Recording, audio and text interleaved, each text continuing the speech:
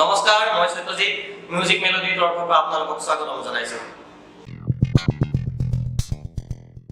আজি আমাৰ মাজত আছে অভিনয় তথা স্ক্ৰিপ্ট ৰাইটিংৰ ক্ষেত্ৰত বহুত অভিজ্ঞতা থকা আৰু অসমত সুনাম গঢ়ি উঠা আমাৰ মাজত আছে প্ৰণব দা স্বাগতম জনাইছো প্ৰণব দা আমাৰ নতুন চেনেললৈ বাকি আপুনি ভালে আছে বহুত দিনৰ মূৰত আপোনাক লগ পালো ইমান ব্যস্ততাৰ মাজত আমাক অকমান সময় দিয়াৰ কাৰণে আপোনাক ধন্যবাদ জ্ঞাপন কৰিছো আৰু লগতে আপোনাৰ এটা কথা আমি জানিবলৈ বিচাৰিম ইমান কষ্টৰ মাজত আজি আপুনি আহিলে গুৱাহাটীত ষ্ট্ৰাগল কৰিছে আৰু ইয়াত আপোনাৰ ফেচটো সবৰে আগত দেখুৱাই দিছে এটা সৰু গাঁৱলীয়া পৰিৱেশৰ পৰা আহি পেলাই আপুনি কেনেদৰে ষ্ট্ৰাগল কৰিলে তাৰ বিষয়ে অকমান আমাক ক'ব নেকি ধন্যবাদ সত্য নিশ্চয় এইখিনিতে মিউজিক মেলোডিৰ তৰফৰ পৰা অসমবাসীলৈ তথা ইউটিউব চেনেলৰ সমূহ দৰ্শকলৈ মই কৃতজ্ঞতা জ্ঞাপন কৰিছোঁ শ্ৰদ্ধা নিবেদিছোঁ আপোনালোকে আমাক ইমানকৈ আদৰি লোৱাৰ কাৰণে আমি হয়তো 14 ইণ্টাৰভিউ ল'বলৈ পাৰিলে আপোনালোকৰ আশীৰ্বাদ সদায় লাগিব ষ্ট্ৰাগলৰ ক্ষেত্ৰত কওঁ কেনেকুৱা আছিলে মই ঘৰতে সৰুতে পৰিৱেশটো পাইছিলোঁ দেউতাই অসমীয়া ভাওনা নাটক লিখিছিলে যিখিনি ঐতিহাসিক সংগঠিত হয় তেনেকৈ মই ক্লাছ 2 নিজে শৰাইঘাটৰ অনুপে এখন নাটক লিখিছিলোঁ জানো লাচিত জানো মুমাই কথা জানো তাৰপিছত মুমাই যে কাটিছিলে সেইখিনি জানো নিজে এখন কল্পনা কৰি লগৰ ল'ৰা ছোৱালী লৈ পেলাই এখন নাটক কৰিছিলোঁ ডাইলগো দিছিলোঁ কমেডি কাৰণে ইধৰ সে মাতি মাতি সিধৰ পেলাই মুমাই কথা কয় তেনেকুৱা ধৰণৰ পৰা আৰম্ভ হ'ল তাৰপিছত মই লগ পালোঁ দিব্যজ্যোতি শইকীয়া টেটুত যাম বুলি দিব্যদা ওচৰলৈ মোৰ বন্ধুৰ ধনজিতলৈ আহিলে আমাৰ মই যেতিয়া নাটক লিখিছোঁ আৰু নিজে ডাঙৰ হ'লোঁ মই সেইটো চাগে 2004 কথা 2004 কথা ডিগ্ৰী কমপ্লিট হোৱাৰ পিছত আনিলোঁ মই নাটক লৈ আহিলোঁ দিব্যদাক এখন ভাল লাগিছে আপোনাক তুমি মোৰ চৰিত্ৰ থকা ৰংমৰ ৰামধাৰীৰ কাৰণে এটা ষ্টৰী আছোঁ ৰংমৰ ৰামধাৰী বুলি এখন ভিচিডি ৱেব ছিৰিজৰ ভিচিডি সেই ৰংমৰ ৰামধাৰী 2004 নে 5 আছিলে সেই প্ৰথম লিখিছিলোঁ তাৰপিছত কৃষ্ণদাক লগ পালোঁ তাৰ বিৰুদ্ধে নীলাখামৰ চিঠি মনাচৰ পবিতৰা মনজান একে লিখোঁতে মই আজিৰে পৰ্যায়ত পাইছিলোঁ তাৰ মাজতে আমি সকলোকে জনাবলৈ বিচাৰিছোঁ আজি হৈছে প্ৰণব দাৰ এনিভাৰ্চাৰী চ' হেপী এনিভাৰ্চাৰী প্ৰণব দা এতিয়া আমি তাৰ মাজতে সুধিম আকৌ যে প্ৰণব দাৰ প্ৰেমৰ কথা যিহেতু এনিভাৰ্চাৰী আজি বাকী আপোনাৰ প্ৰেমৰ কথা আপুনি কি ক'ব বিচাৰে মই দুটাকৈ প্ৰেমী বুলি কিন্তু মিছেছৰ চাই থাকিব এপিছড তথাপি কওঁ তাই জানে মই হাইস্কুলতো প্ৰেমত পৰিছিলোঁ মিছেছৰ নামতে প্ৰায় একে নামৰ এজনী ছোৱালী প্ৰেম মানে কি নাজানো আৰু প্ৰেম মানে কি টুকুৰা চিঠি দিব লাগে সেইটো তেতিয়া 95-96ৰ কথা তেতিয়াতো চিঠিয়ে চিঠি চাব মোবাইলৰ কথা ইমান কম চিঠিও যায় ইমান কম এটা লিখে টাইম প্ৰথম কি চিঠিখন আছিল Samla 1, Samla 2, I love 1, which is you. One is Kenya. I want to know. If you have a big comedy, you have to seriously listen. You have to listen. You have to listen to Bhalpa. You have to Bhalpa. Mobile time is like a Kimberly go. It is Bhalpa. Then you have to have to famous can demand pen, a boss matric pass কৰাৰ পিছত সেই প্ৰেম কৰিবলৈ গ'ল ক'ত আছে তেওঁ নাজানো হয়তো এতিয়া কম দামৰ মাৰ্ক তেনেকুৱা এতিয়া আমি প্ৰণব দাৰ পৰা জানিবলৈ বিচাৰিম লগতে আপোনালোককো জনাই দিছোঁ আপোনালোকে হয়তো চাই আছে টিভিত চানমাৰী চান্দি বুলি এটা বহুত ধুনীয়া এপিছড তাত এখন চিৰিয়েল বহুত ধুনীয়া এখন ৰেগনিত লাগি থাকে তাৰ বাহিৰে সুন্দৰপুৰ গেষ্ট হাউচত প্ৰণব দাই এটি ভাল ধুনীয়া চৰিত্ৰ এটি লৈ পেলাই আপোনালোকৰ আগত দেখুৱাই আছে এই চৰিত্ৰটোৰ বিষয়ে অকমান আমাক জনাই দিব নেকি চৰিত্ৰটো কেনে চৰিত্ৰটো কেনেকুৱা আচলতে মই ইয়াৰ আগতে কৈছিলোঁ প্ৰথম অভিনয় কৰিছিলোঁ ভালদৰে মৰমৰ পত্নী বুলি ধাৰাবাহিকখনত মই অভিনয় কৰি নিজে লিখোঁহে কিন্তু কেনেকুৱা হ'ল এটা চৰিত্ৰ সৃষ্টি কৰি সেই চৰিত্ৰটোৰ কাৰণে বিশেষ এজন অভিনেতাক মাতিছিলোঁ আমাৰ নায়িকা মুকুন্দ শৰ্মা এছিষ্টেণ্ট ডাইৰেক্টৰ দিব্যজ্যোতি আমি মাতিছিলোঁ যে সময়ত নাহিলে সেইকাৰণে মই চৰিত্ৰটো ৰূপায়ণ কৰিলোঁ কেইটামান এপিছড কৰাৰ পিছত ইউনিটটো কিছু সাংঘাতিক ভাল হৈছিল তুমিয়ে কৰা কেৰেক্টাৰটো সেই কেৰেক্টাৰটো কৰোঁতে গৈ পেলাই মানাইছোঁ কেৰেক্টাৰটো প্ৰতিষ্ঠা হ'ল তাৰপিছতে ৰেঙনি আহিলোঁ ৰেঙনি তাৰপিছত ৰাজেশ দাই ক'লে তই এই কণাইশ্বৰৰ দৰে কেৰেক্টাৰ এটা কৰ মোৰ একেধৰণৰ কেৰেক্টাৰ কৰিবলৈ মন নাছিলে তথাপি সেই কণাইশ্বৰৰ আৰম্ভ কোমল পুলিচ বুলি এটা কেৰেক্টাৰ কৰিলোঁ কোমল পুলিচ আচলতে পুলিচ নহয় পুলিচৰ কেছেছবোৰ চুৰ কৰি আনি পুলিচৰ দৰে থাকে পুলিচৰ দৰে কাম কাজবোৰ কৰে চৰিত্ৰটো খুব ফূৰ্তি বাছ আৰু মই অভাৰ এক্টিং কৰিব নাজানো, আণ্ডাৰ এক্টিং কৰিয়ে যিমান পাৰোঁ নিজৰ অভিনয়টো ফুটাবলৈ চেষ্টা কৰোঁ। বহুত সময়ত মোৰ কথা কিছুমান বুজি নোপোৱা বুলিও কয়, মই খুব খৰকৈ কথা কওঁ, খুব স্পীডি কথা কওঁ, সংলাপৰ দৰে জোৰ দি কথা ক'ব নোৱাৰোঁ। সংলাপতে এযোৰ কথা যেনেকৈ কওঁ তেনেকৈ মোৰ মুখৰ পৰা ওলাই কথা কয়। তাকে আপুনি নিশ্চয় ভাল লাগিছে, থেংক ইউ। তাৰ পাছতে মোৰ কনাইছৰ এটি বহুত ধুনীয়া ডায়লগ এটা বহুত ভাল লাগে। প্ৰণৱ দাক মই মাজে সময়ে মেছেজ দিলেও কওঁ, দাদা এবাৰ এই ডায়লগটো এবাৰ শুনাই দিয়কচোন। প্ৰণৱ দাই কয় ৰ বোকা মই অলপ বিজি হৈ আছোঁ, তথাপিও শুনাই দিয়ে। আজি সেই ডায়লগটো প্ৰণৱ দাৰ মুখৰ পৰা শুনিব বিচাৰিছোঁ। কওকচোন এবাৰ। ধেমালি কৰিছোঁ, লাইটকে ল'বা শুনিছা? ধেমালি কৰিছোঁ, লাইটকে লোৱা। এইটো বিৰাট ধুনীয়া এটা ডায়লগ, সকলোৰে মুখে মুখে অসমত হৈ গৈছিল। ধেমালি কৰিছোঁ, লাইটকে ল'বা শুনিছা? আমি কলেজত যেতিয়া যাওঁ, কলেজত কেতিয়াবা আমাৰ কথাতে বতৰাতে কোনোবা যদি ছোৱালী জোকাবলৈ কওঁ, আমি কওঁ ধেমালি কৰিছোঁ, লাইটকে ল'বা তাকলি যাওঁ। আপোনাৰ ডায়লগটো প্ৰায় হ'ল যিহেতু। বাকী আপোনাৰ এনেকুৱা এটা মই কথা জানিব বিচাৰোঁ যে কোনোবা এটা এনেকুৱা দিন গৈছিলে যোনটো দিনত আপুনি মনত বহুত আঘাত পাইছে, কিন্তু সেই আঘাতটোকে আপুনি নিজৰ শক্তি হিচাপে লৈ পেলাই আগুৱাই আহিছে? মোৰ ক্ষেত্ৰত বহুত গৈছে। এনেকুৱা হৈছে, এতিয়াও গৈ আছে কিছুমান বস্তু। সেই সময়ত নিজৰ কাহিনী VCD খুব চলিছিল তেতিয়া। VCD দিবৰ কাৰণে বহুত কষ্ট কৰিছিলোঁ, ষ্ট্ৰাগল কৰিছিলোঁ সেই সময়ত। আৰু এবাৰ আৰম্ভ হোৱালৈ ৰ'বলগীয়া হোৱা নাছিলে। তাৰপিছত ধাৰাবাহিকতো বহুত কষ্ট কৰি প্ৰথম মনটো সোমাবৰ কাৰণে বহুত কষ্ট কৰিছিলোঁ। তাৰপিছত এবাৰ এখন ধাৰাবাহিকত ষ্টৰি দিয়াৰ পিছত তাৰপিছত ৰ'বলগীয়া হোৱা নাই। তেনেকৈ এতিয়াও ভাইমন থিয়েটাৰ নাটক ভিতৰত সোমাই আছে যে ভাইমন থিয়েটাৰৰ কাৰণে বহুত কনচেপ্ট গোটেই সম্পূৰ্ণ নাটকটো ৰেডি কৰি পেলাই যুঁজি যাম। কিন্তু ভাইমন থিয়েটাৰৰ প্ৰযোজক পক্ষই দুই এজনৰ বাহিৰে নতুন নাট্যকাৰ লৈ পেলাই ৰিস্ক ল'ব নিবিচৰা হ'ল। কোটি নহয়, টোটেল কোটি বাবদে হয় আৰ্টিষ্টৰ লাখ টকা দি আৰ্টিষ্টক দিব। যদি নাটকখন চাবলৈ আহে প্ৰডিউচাৰক কেনেকৈ টকা দিব তেওঁলোকক? সেইকাৰণে নিৰ্দিষ্ট কেইজনমান নাট্যকাৰ নাটকেই তেওঁলোকে ল'বলৈ খোজে, নতুন নাট্যকাৰ ৰিস্ক ল'ব নোখোজে। তাৰ ক্ষেত্ৰত দুই এজন ব্যক্তিগত আছে, যেনে বাবুৰা, তেওঁ চেষ্টা কৰে, সেইটো ষ্ট্ৰাগল কৰি আছোঁ। বিশ্বাস এটা আছে এদিন এখন নাটক উপস্থাপন হওক, তাৰপিছত চাগে মই ৰুব নালাগি হ'ব। অহংকাৰ নহয়, কিন্তু বিশ্বাস এটা আছে। আপোনাক বেষ্টবিলাক জনালোঁ যাতে আপুনি ধুনীয়াকৈ সেইখিনিও আপোনাৰ আশাটো যাতে পূৰণ হয়। বাকী আমি এতিয়া প্ৰণৱৰ পৰা আকৌ জানিবলৈ বিচাৰিম, যোনখন চানমাৰীত চান্দনি বুলি এখন বহুত ধুনীয়া ধাৰাবাহিক সকলোৰে মাজত একদম জনপ্ৰিয় হৈ পৰিছে, সেই চানমাৰী চান্দনিৰ বিষয়ে আপুনি কি ক'ব বিচাৰে?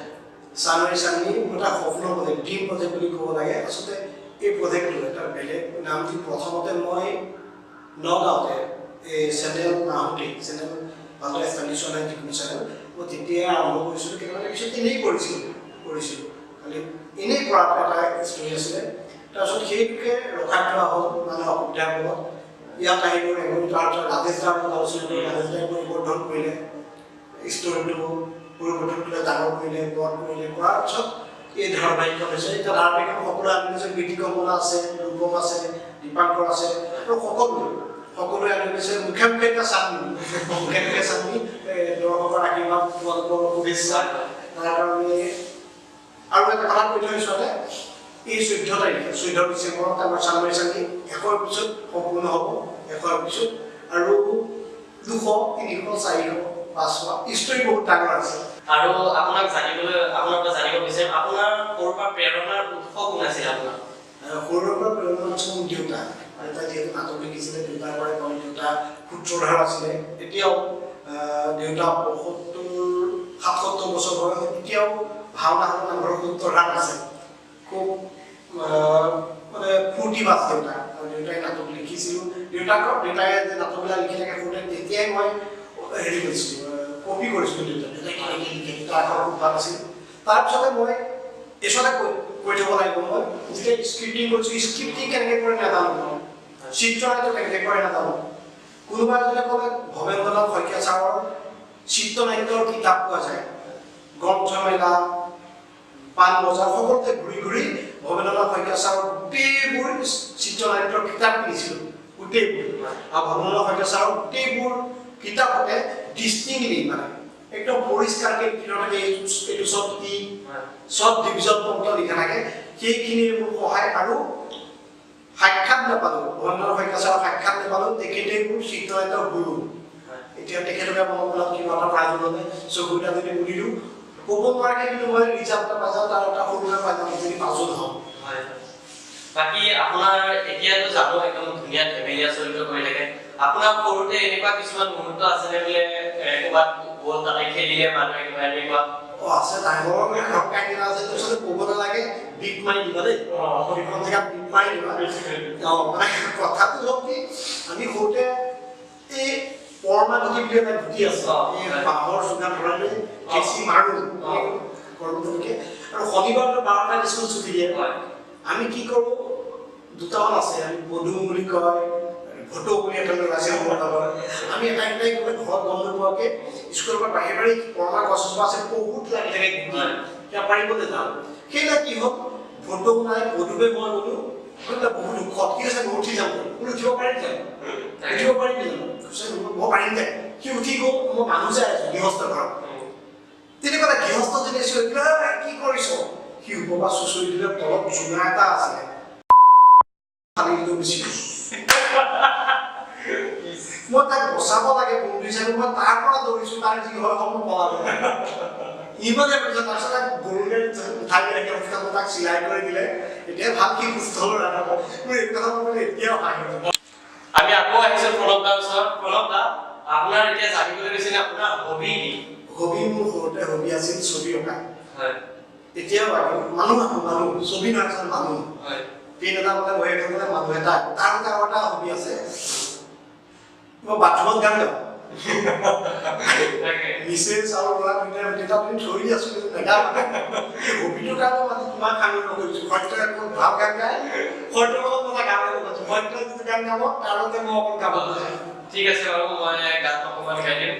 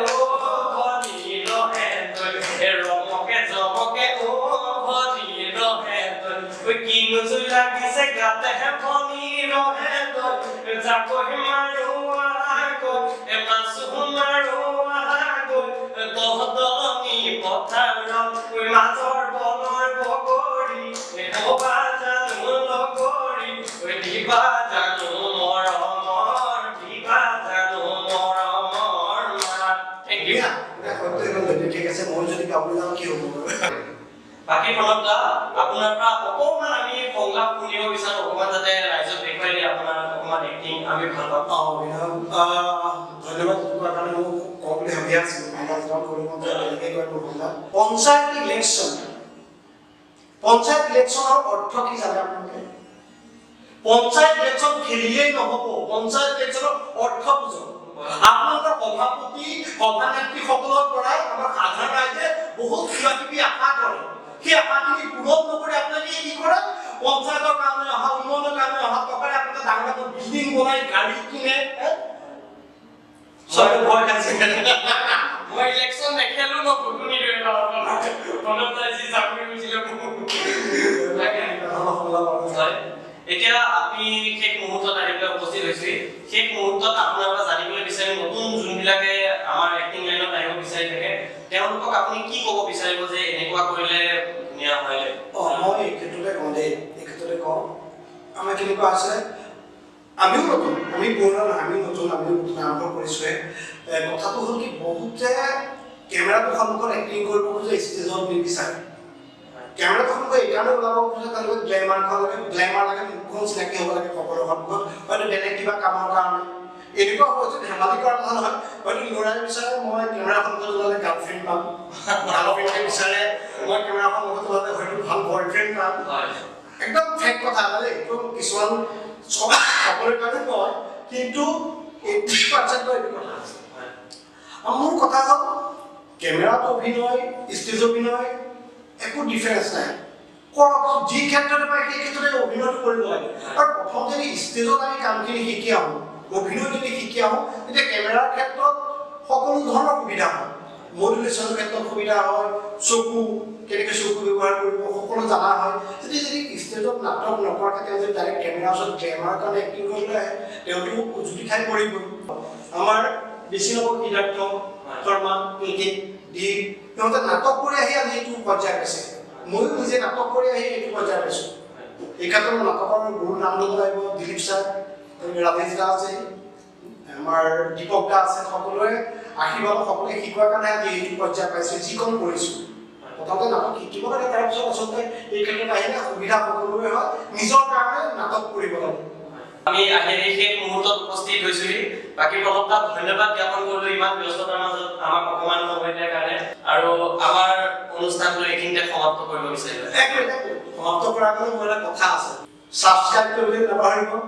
ছাবস্ক্ৰাইব কৰাৰ পিছত কাষত এটা ঘণ্টা আছে, বজাই দিব। তেতিয়া সত্যই যিবিলাক আপডেট দিয়ে সকলো আপোনালোকে পাব। ই খুব ভাল ছিংগাৰ, ভাল কম্প'জাৰ, ভাল লিখে। একেখন গাঁৱৰে ভাল হয়। আপোনালোকে সহায় কৰিব, ছাবস্ক্ৰাইব কৰিব, লাইক কৰিব, লগতে ঘণ্টাটো বজাব। আমি একেখন গাঁৱৰে যাত্ৰী। ধন্যবাদ।